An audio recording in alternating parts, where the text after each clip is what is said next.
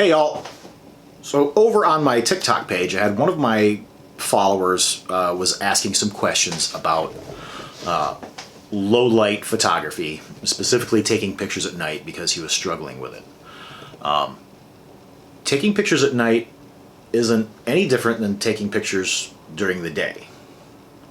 You still have to consider your shutter speed, your aperture, and your ISO.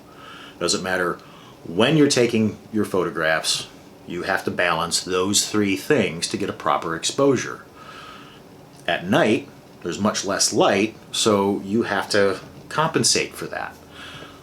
Less light coming through your aperture means you need longer time. If you don't want to have a longer shutter speed, you either have to use a larger aperture opening or a higher ISO. Those three things, shutter speed, aperture, and ISO, are the bare basics of photography. Those are those building blocks. If you can understand those three items, you build from there. Your ISO is the level of sensitivity, how sensitive your camera's sensor is, or in the days of film photography, how sensitive your film stock was to light. The higher the ISO number, the more sensitive your sensor is. The trade-off there is the higher your ISO, or higher that level of sensitivity, the more film grain or color noise your images have. Your aperture, the opening in your lens, the size of it, determines how much light gets through that opening. A smaller aperture gives you more depth of field, means that more things will be in focus. A larger aperture allows light to pass through more quickly, but you have a more shallow depth of field. So right now we are filming at f3.5. I am in focus. My computer monitor behind me is not. If I were to close down the aperture, I would be in focus, and my camera, or my computer monitor, would also be in focus. The trade-off there is with a wider opening, the light passes through much more quickly. You can use a shorter shutter speed. With a smaller aperture, it takes more time, that's graphic, it takes more time for that light to pass through the opening. So if you want to handhold your camera, you have to have a faster shutter speed. Because if your shutter speed gets to be too long, well, you're a human being. You absolutely cannot sit still, for a full second or longer. You're going to get some camera shake, and that's going to translate into your images. So for low-level photography, low light photography, there's some extra tools you need if you want to have a cleaner image without using the higher ISOs and have a properly exposed image. You obviously need your camera. You need a good sturdy tripod. I would not count this as a particularly sturdy tripod. I haven't had any issues with it, but I also haven't had it in high wind situations. The only reason I purchased this particular tripod is because it fits in my motorcycle saddlebag. And you need either a remote shutter release or a cable shutter release. The reason why you need these is with those longer shutter releases, the act of pushing the button actually can move your camera on the tripod. If you don't have one of those things, the remote shutter release or the cable shutter release, you can use the 2-second or the 10-second timer on your camera. Now, the way we manage those three legs of that bar stool is through our control settings. Shutter priority, aperture priority, manual, or bulb. With shutter priority, you are determining the length of time that the shutter is open.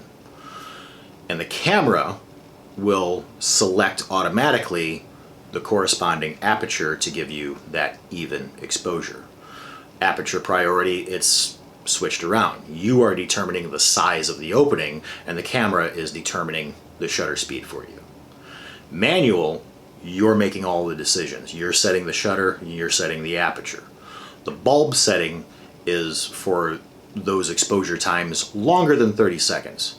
Most cameras, you can set the shutter release, or I'm sorry, the shutter speed for up to 30 seconds. If you need an exposure longer than 30 seconds, you set for the bulb setting.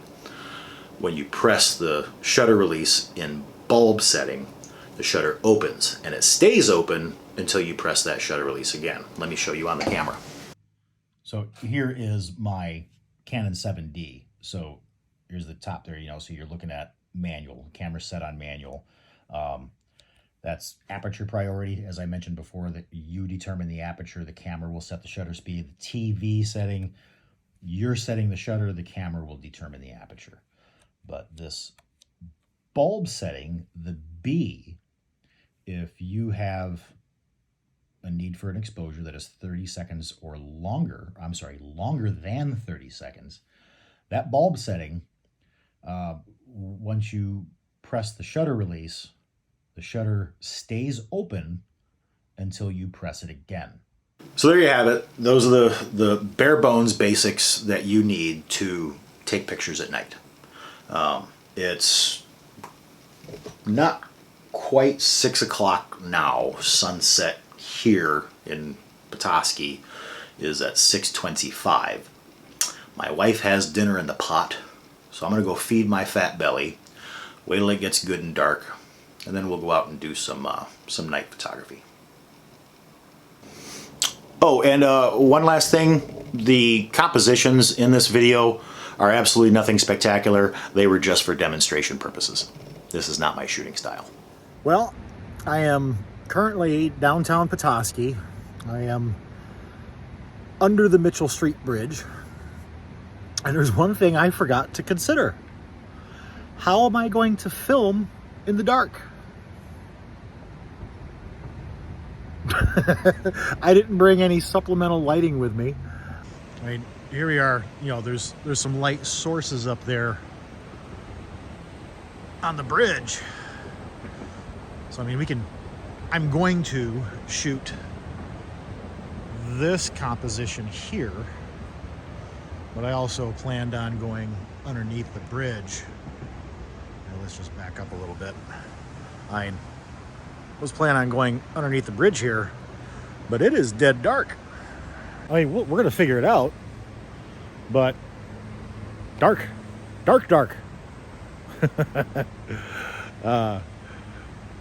Yeah, we can't really see squat with our eyes here, but we're going to make it work with the camera. Okay, that's kind of interesting there. Oh, what are you doing? Gimbal?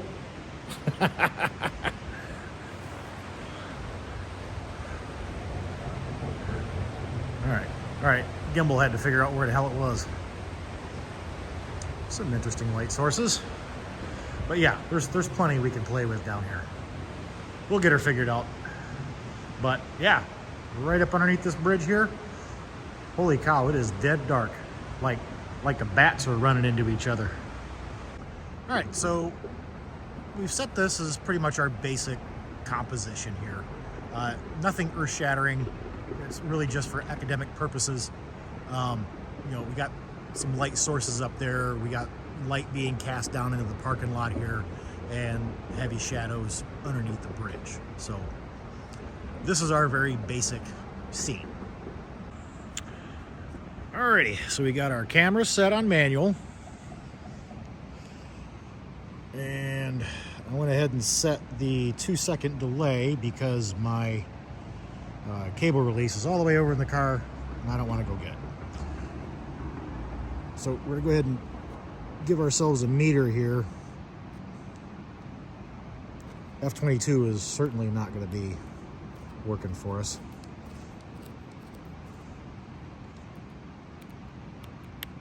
"20 seconds is way too much." So 1/60th, we can handhold that easy. But notice my ISO is at 4,000. Let's go ahead and take that picture.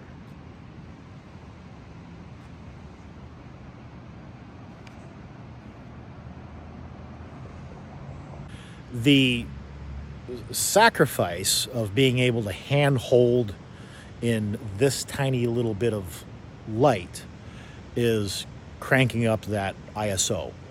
In this light, it's all the way up to 4,000. Looks good on the back of the camera. When you get it home and get it onto your computer, there's going to be a tremendous amount of color noise because we've made that sensor work so hard to get that.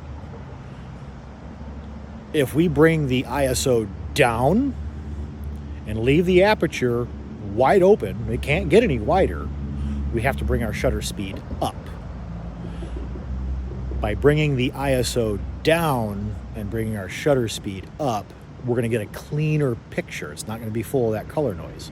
When we're done here, I'll show you the difference between ISO 4000 and ISO 100. Alrighty, here we go. Let's go ahead and slide that all the way back down to the other end of the spectrum. So now, same composition, ISO 100, the aperture hasn't changed, but now we have a 20 seconds worth of exposure. Let's go ahead and have a shot at that. All right, now let's move under the bridge and see if we can't turn night into day.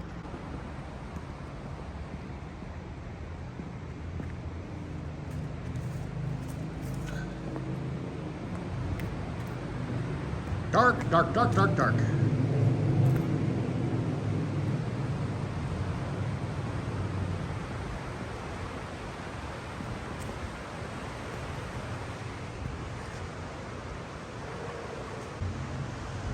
I think this is going to be our composition right here.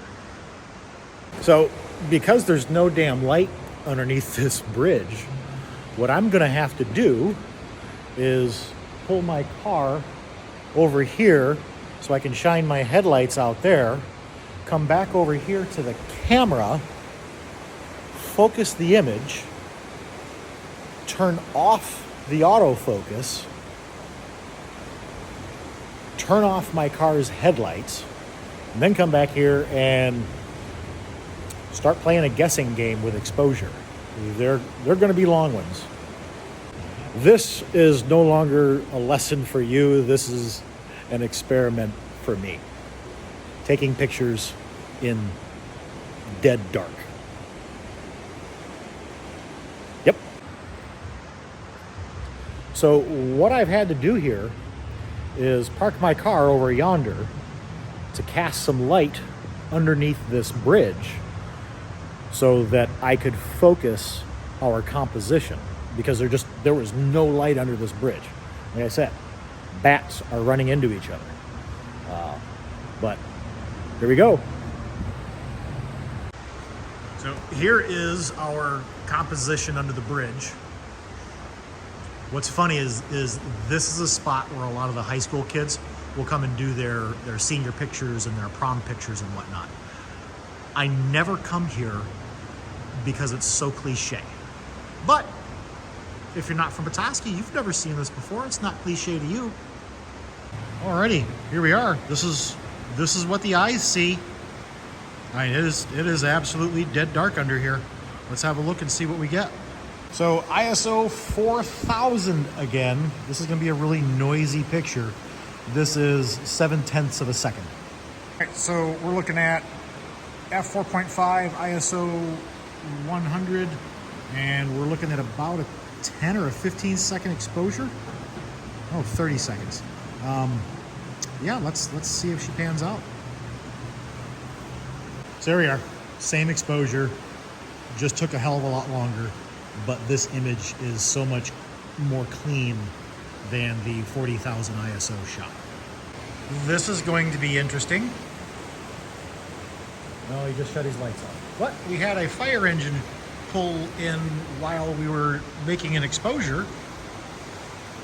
Still making an exposure. And there should be some nice red lights dancing on the back of this image. Haha, yeah, that's a keeper. Well, the temperature's dropped well below freezing since we've been out here. I'm freezing my baguettes off. So I think we're gonna pack it in, take them back to the house and have a look and see what we got. And before we go any further, I just want to point out that my wife is better than yours. I know that because when I've been out and about freezing my tuchus off, I come home to hot cocoa and peppermint rum chata served in an oak tankard. So here's that first shot next to the bridge. I know in the video I kept saying 4,000 ISO. It was actually 40,000 ISO, which is astronomical. I mean, look at all that color noise. This image isn't even useful. We were able to have a shutter speed that was fast enough to hand hold, but the sacrifice is the cleanness of the image. This is really kind of useless. Now the second shot at 100 ISO is much more clean. This is crisp, this is sharp, no color noise. This is the lowest setting on the camera. The trade-off is that the exposure was so long, there's no way we could have handheld it. But you get the clean image. And now for our shots under the bridge. This picture actually was 4,000 ISO, but it's still super, super noisy. A little more useful, but definitely not a clean image. At 0.7 seconds, we still wouldn't have been able to hand hold it, but it was damn dark. At 100 ISO, we only had 80 seconds of exposure, which honestly is a hell of a lot shorter than what I thought it was going to be. We could have pushed this even further and really turned this into daylight under the bridge if we wanted to, but we would have blown out the left and the right sides there. Much cleaner image. So remember, it was dead dark under that bridge, and we were able to pull this out with a long exposure. This is where long exposures get fun for me. Whether you're doing it during the day or you're doing it at night, your camera is recording every tiny little bit of light that passes through the aperture. Remember that fire truck that passed through? It was never in frame, but it was nearby, bouncing light all over the place for just a couple of seconds, and then it was gone. This is I believe it was a 1:20 exposure, but we got the red from the fire truck. I love it. So there's a lot of different things that you could do with long exposure. You can get in front of the camera with a flashlight and you can paint lines through your image, or letters, numbers, words, whatever. You can really get creative with it. You can walk through the image at a slow enough rate relative to the exposure to show some movement through your image. The list of things you could do are only limited by your imagination. Well, if you sat through all of that, I really appreciate you. There's one thing that I didn't mention that is worth noting, is that long exposure photography is a battery vampire. Depending on what kind of camera you got and what kind of battery you have in it, it can really drain your battery. For my camera, what we did last night drained about 30% of the battery, and we were only out for about 2 hours. Granted, it was sub-freezing temperatures that probably had an impact on it as well. But anyway, if you have any other questions like that or want to know about something, whether it's basic, intermediate, or advanced, hit me with those questions. I'm more than happy to do some demonstration videos in addition to the projects that I'm already taking on. Again, I really appreciate you all for sticking around.